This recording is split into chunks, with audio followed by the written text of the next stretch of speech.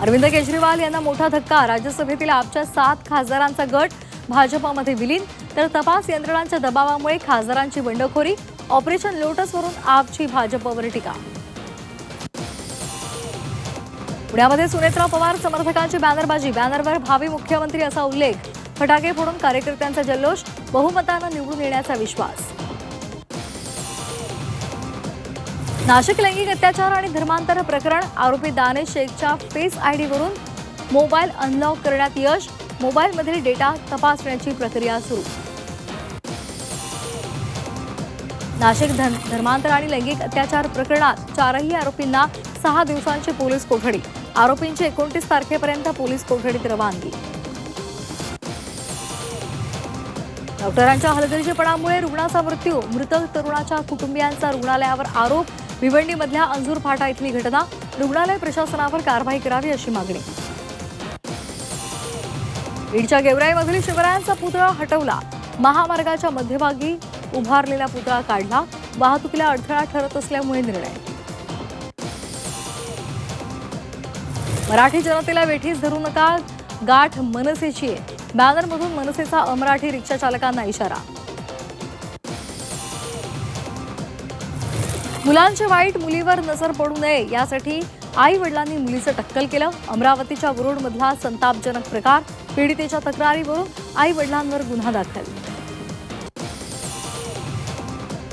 पीएफचे पैसे आता थेट यूपीआय खात्यात। मे महिन्यामध्ये ईपीएफओचे नियम बदलले जाणार। आता पीएफ काढणं आणखी सोपं होणार।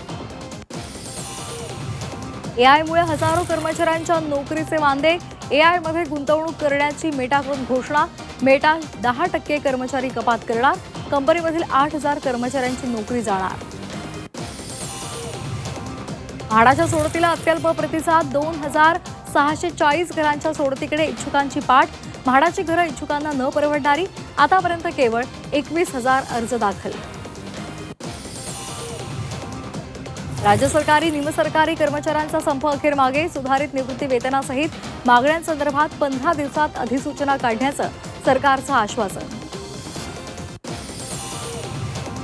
मध्य रेल्वेच्या आसनगाव कसारा स्थानकांदरम्यान आजपासून 15 तासांचा मेगा ब्लॉक दरम्यान रेल्वे सेवा पूर्णपणे बंद। नाशिक कसाऱ्यासाठी आसनगाववरून विशेष बस सेवा। मुंबईतील केईएम रुग्णालयाचं नामांतर होणार, नामांतर प्रस्ताव आरोग्य समितीमध्ये मंजूर। आता नवं नाव कौशल्यश्रेष्ठ एकलव्य स्मारक रुग्णालय असणार।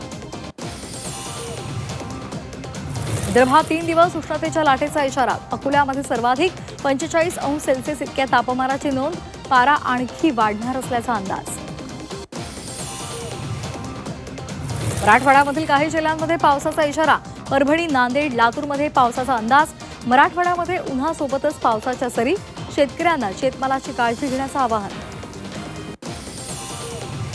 वसई विरार महापालिकेची जलवाहिनी फुटली, कंटेनरच्या अपघातामध्ये जलवाहिनी फुटली। जलवाहिनी फुटल्यामुळे मोठ्या प्रमाणात पाणी वाया गेलं। शिरसाट परिसरातली घटना।